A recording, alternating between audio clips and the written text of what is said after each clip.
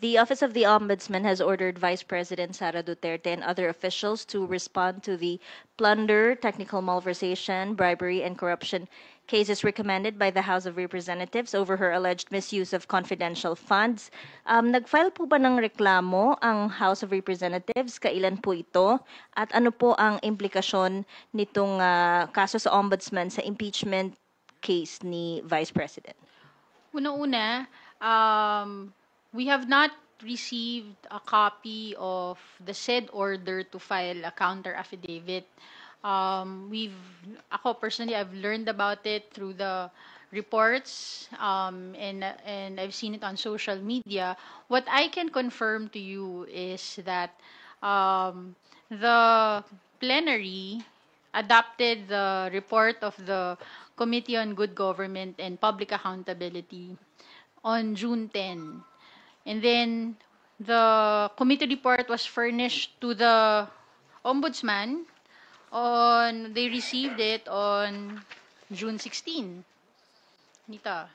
So, it appears that the Ombudsman acted upon the recommendation of the committee. What I know is that the House or the committee itself did not file any complaint, but it appears that the Ombudsman acted upon the recommendation of the committee. Pag ganun po ba ang complainant, House of Representatives and Good Government? Dun sa ano kasi sa heading ng nakita ko nakalagay yung committee I still have to read about it and review my limited knowledge of the legal processes, no? Pero I will get back to you on that. On your question on kung ano ang implikasyon nito sa impeachment, hindi ko pa rin yan masasagot. We have to talk with the yung legal and also the panel of prosecutors. But just the same, dapat magtuloy-tuloy pa rin ang impeachment trial. Pero hindi naman po ito mai-consider na forum shopping, kung baga. Unang-una, hindi ang House ang nag-file ng complaint. So, ang in-initiate lang ng House ay yung impeachment trial through the transmission of the articles of impeachment.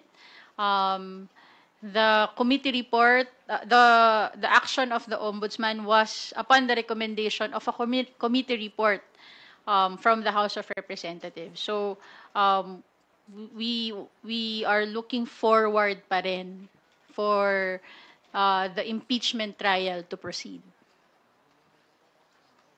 Ma'am, meron din pong statement si Representative Erwin Tulfo regarding the possibility of refiling the impeachment complaint in the 20th Congress. Parang meron daw po siyang narinig na ganong usap-usapan. Can you confirm po if merong ganun pong plano? Saan kaya niya narinig? Kasi ako nandito din ako, wala akong naririnig.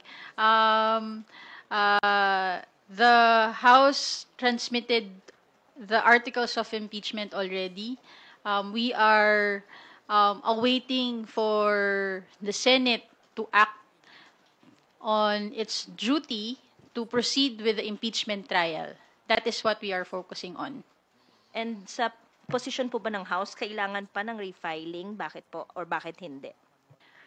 Ngayon, ang tinututukan ng House through the prosecution panel is the preparation of the impeachment trial on the articles of impeachment that was already transmitted by the House of Representatives. Thank you po. Thank you, Bibian. Next up is Mela Lismoras from PTV4. Hi, ma'am. Follow up lang po kay Ate Vivian kanina. Sabi nyo, hindi ang House ang complainant. So, sino po dapat yung complainant, ma'am? Well, the Ombudsman can initiate investigations on their own. So again, it was an initiative of the Ombudsman acting upon the recommendation of the House Committee. So yun ang kaya kong sagutin sa ngayon. Opo. And ma'am, follow-up lang po dun sa video statement nyo kagabi. Sabi nyo, pakiusap lang sa tagapagsalita ng Senado, huwag sanang lituhin ang publiko, huwag gawing dahilan ng isang clerical detail para ipasa ang sisi sa Kamara. Can you just further elaborate po? Mukhang kasing gustong gamitin ng ating spokesperson ng impeachment court na dahilan yung pag-serve ng entry of appearance that was unlabeled, untitled when it was sent here sa House of Representatives. Hindi 'yon ang pwedeng maging cause ng delay. Again, as I said, the entry of appearance is not a requirement for the impeachment trial to proceed. Ang obligasyon, ang duty ng House of Representatives doon sa proseso ng impeachment trial ay nagampanan na natin. Ang inaantay na lang yung Senado para mag-proceed sa trial. So, yun ang tingin ko na wag natin lituhin yung mga tao na papasa sa Kamara. Ang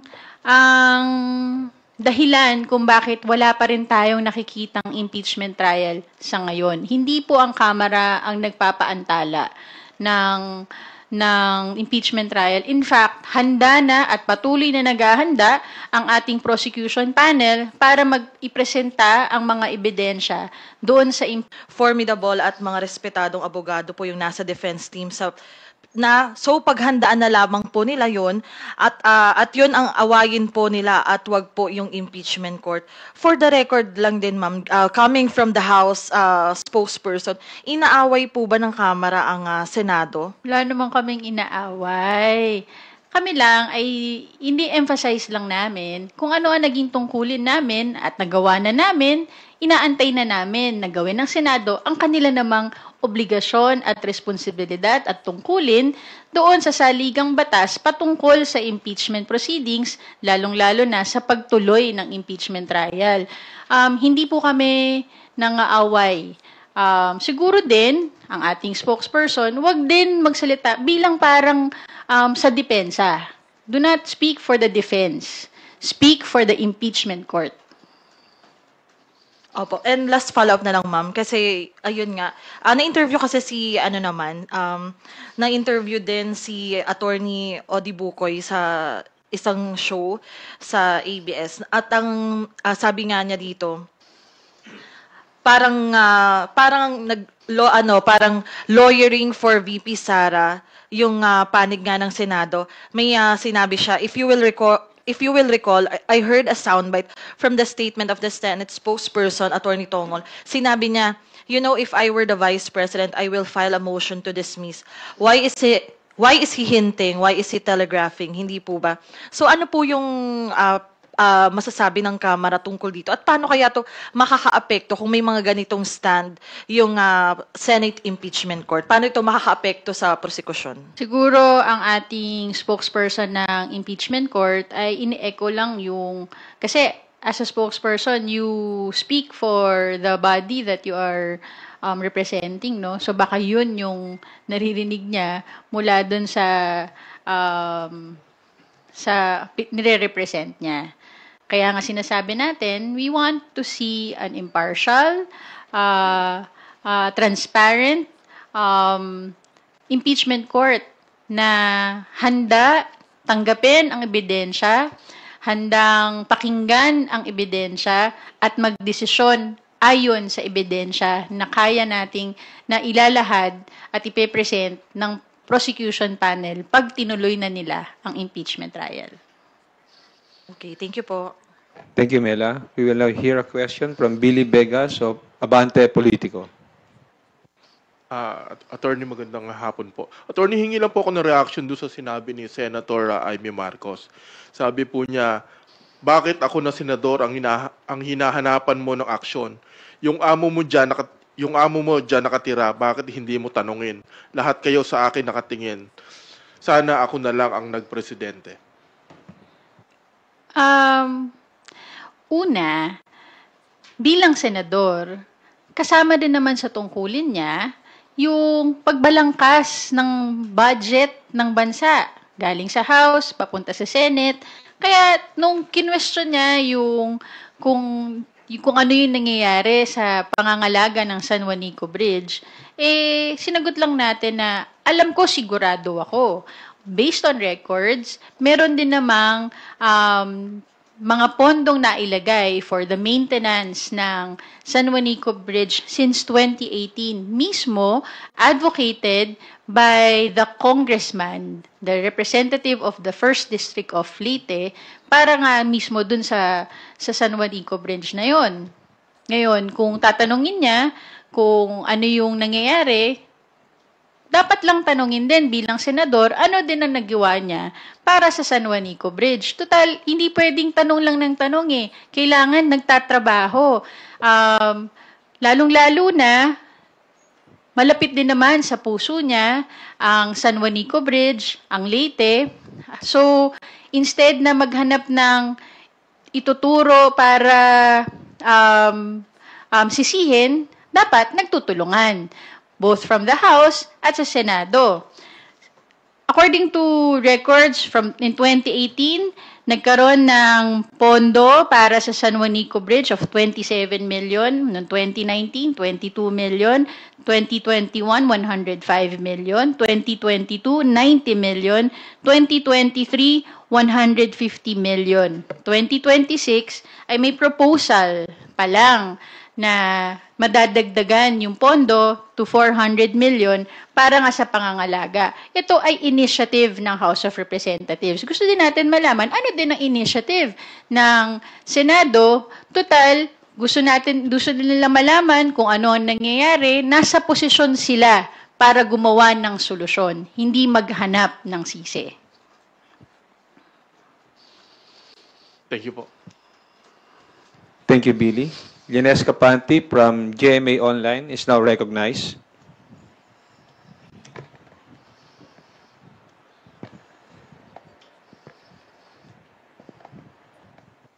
Good afternoon po, ma'am. Yung balikan ko lang po yung sa ombudsman. Tama po ba yung interpretation na you see the ombudsman's action as acting upon the recommendations, not on the complaint? It is stated, I read it dun sa reports, that it is stated in the order to file a counter affidavit that it was acting on the recommendation of the Committee on Good Government and Public Accountability. So, pero kasi nakalagay din po dun sa first page, complainant yung committee. So, that's why Yun yung medyo heading nga yun eh. Opo. Pero again,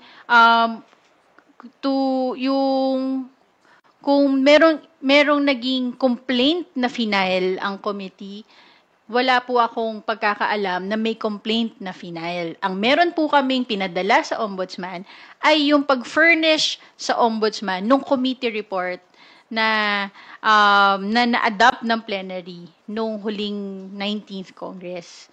So, the heading may state that way, but the body states otherwise, that it was the ombudsman acting on the recommendation of the committee. Okay. Ma'am, follow-up lang po. The ombudsman's tenure, the current ombudsman's tenure is about to end by end of July, I understand. So, do you find the timing, of apparent motu proprio investigation? Do you think the current ombudsman has enough time to conduct the probe? Well, the person will not be the one to do the investigation. It is the body that will conduct the investigation, the ombudsman as the institution. So, if the institution starts its investigation, it will proceed regardless of the personalities in it. Last na po. Are you not worried that, maybe there's a possibility na i-dismiss ng ombudsman yung findings ng committee? Mag-release sila ng ruling na this has no basis even before the impeachment trial could proceed? The recommendation of the committee naniniwala naman din ako na nung naglabas sila ng recommendation na yon ay meron silang sufficient evidence to make that recommendation from the hearings that they conducted. So I will leave it at that. Again, wala pa kaming kopya nung order. So hindi ko rin masasagot yung ibang matters tungkol dun sa issue ng ombudsman. Thank you, Lenesca. Isa Bendaño Umali from GMA DCBB. Please proceed with your questions. Magandang hapon po, Attorney. Your reaction lang po kasi bumiyahe po si Vice President Sara Duterte papuntang Australia at kabilang daw po sa itinerary niya, sasama siya or makikilahok siya dun sa rally, Free Duterte Now. So ano pong reaction dito ng House? Thank you po. Sarah all. Pero alam nyo, hindi ko alam kung if that is an official travel or if it's a personal travel. But lagit-lagi bilang halal na opisyal na bayan, yung oras mo na ginugugol sa loob at labas ng ating bansa at ito man ay pang personal o opisyal, dapat para sa taong bayan, hindi sa personal na interes. Para hindi nasasayang ang tiwala, ang pondo, at binigay na mandato ng Pilipino sa atin.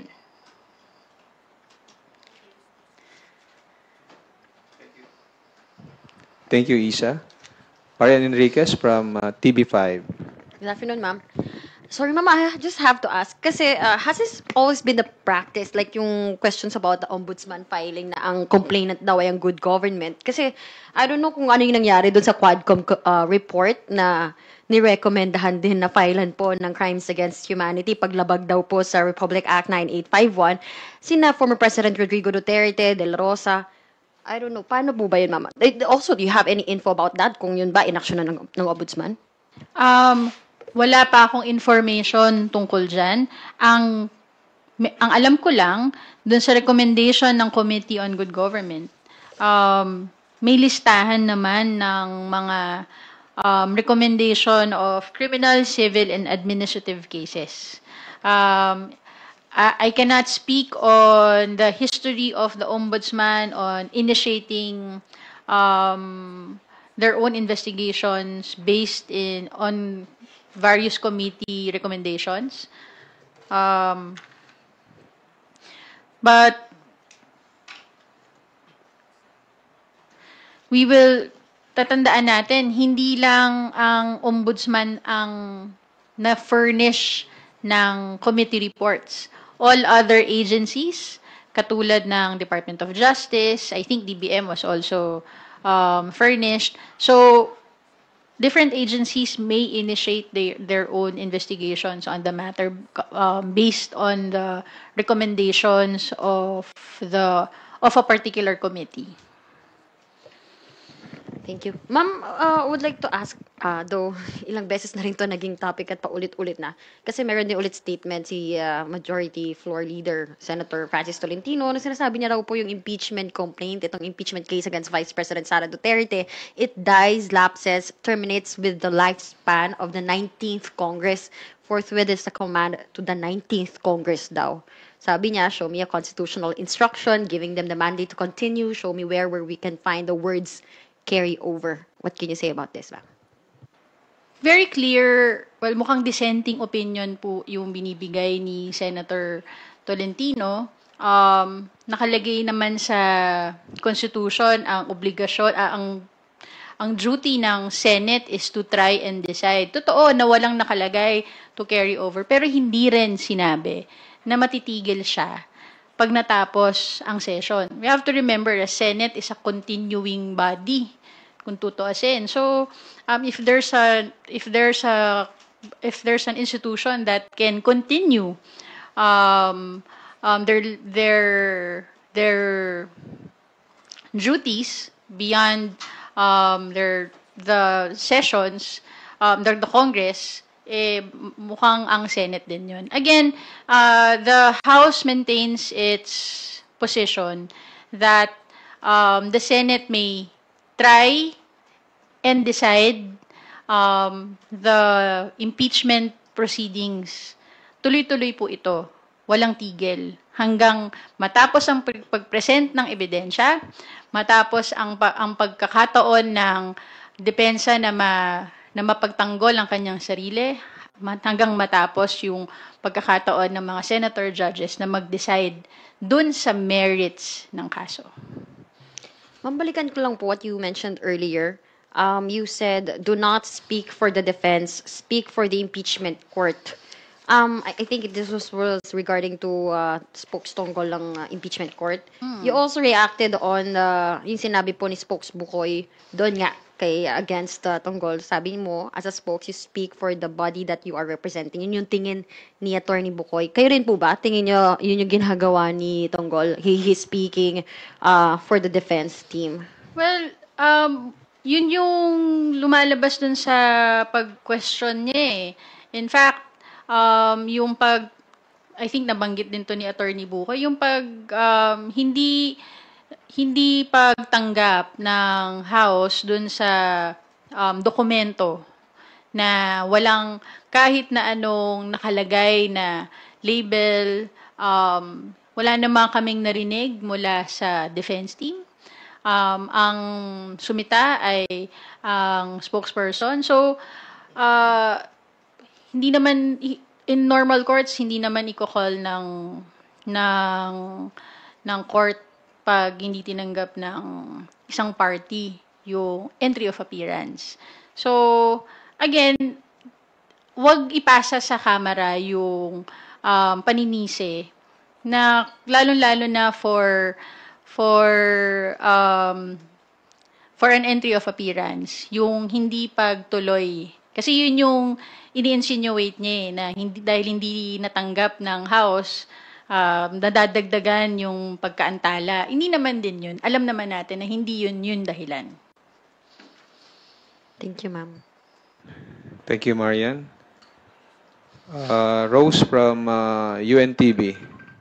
Good afternoon po, Attorney. Doon pa rin po sa directive ng Ombudsman. Nabanggit niyo po kanina na hindi po ang House ang complainant, pero bilang tumugon po yung Ombudsman sa recommendation ng House, Good Government and Public Accountability, your reaction? Kasi June 10 na ipasa, yun pong pag-approve ng plenary. June 17, na-receive ng Ombudsman yung committee report, and after 3 days, they acted upon it. Well, the ombudsman should perform its duty. So, we will see what will happen sa ginagawa nilang investigation.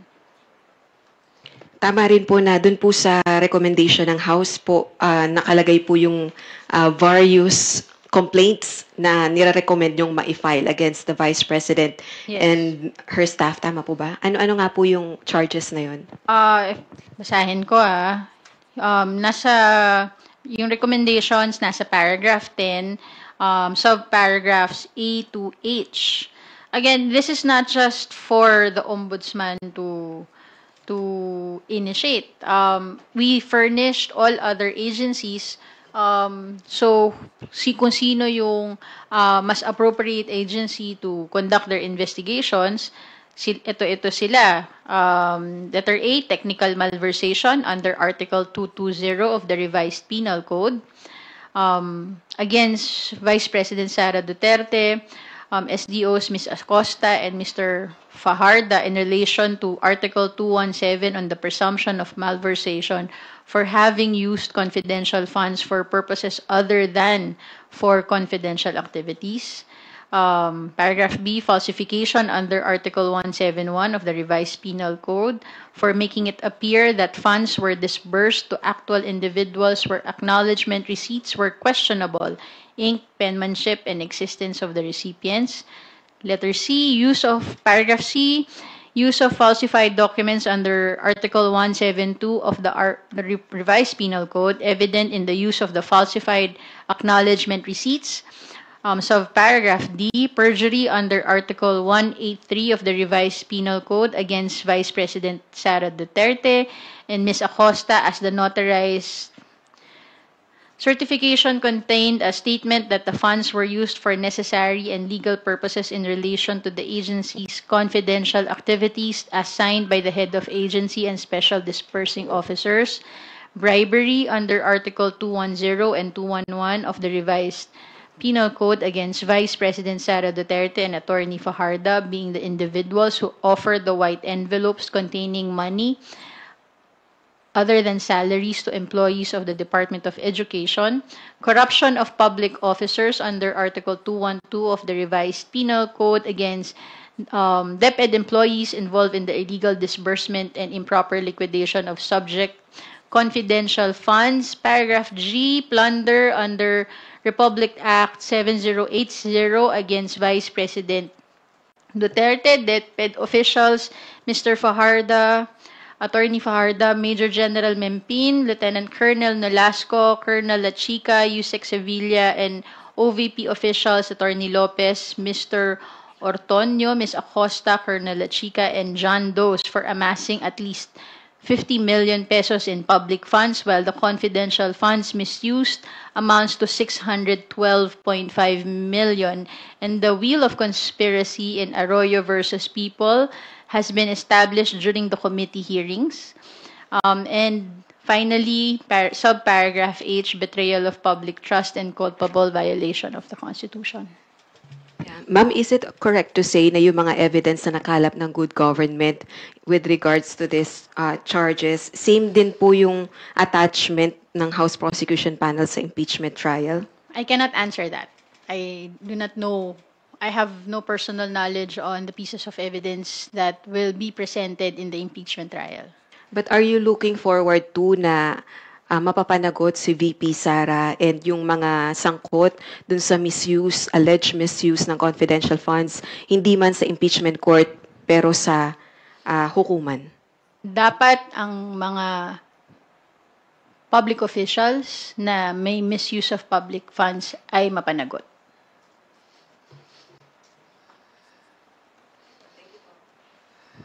Sorry, last na lang Kuya Ray. Baka po meron po kayong any updates kasi although iba yung tagapagsalitang House Prosecution Panel, pero nagpulong po sila yesterday po ba, if I'm not mistaken? Ano po any yun? updates na House Prosecution Panel po? Ano po yun? Kung meron pong any significant updates sa mga napagkasunduan ng House Prosecution Panel sa susunod nilang hakbang kasi I believe according po kay Attorney Bukoy ay wini-weigh pa po nila yung kanila pong susunod na hakbang with regards dun po sa mga kautusan ng Senate Impeachment Court. Again, hindi ako makakasagot regarding sa mga detalye tungkol sa impeachment trial. Mas alam po yan ni Attorney Bukoy. Pero siguro mas maganda siya yung maitatanong nyo. Definitely handa ang prosecution panel sa pag-present ng ebidensya. And I would like to think, at tingin ko din naman na mas komprehensibo yung ipe-present ng impeachment prosecution panel ng mga ebidensya.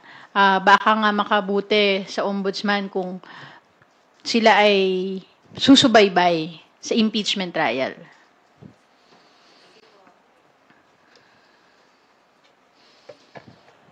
Thank you, Rose. Are there any further questions? Okay. Big Sumintak from Net25.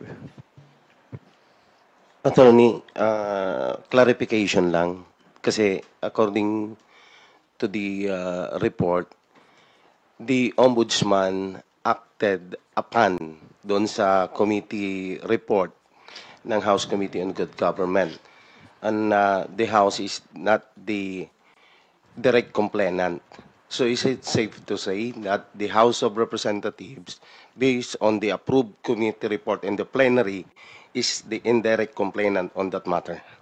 I cannot answer that at the moment. I want to study further yung ang ibig sabihin nung nilabas ng ombudsman. Ang kaya ko lang sabihin yung mga factual na information na meron ako.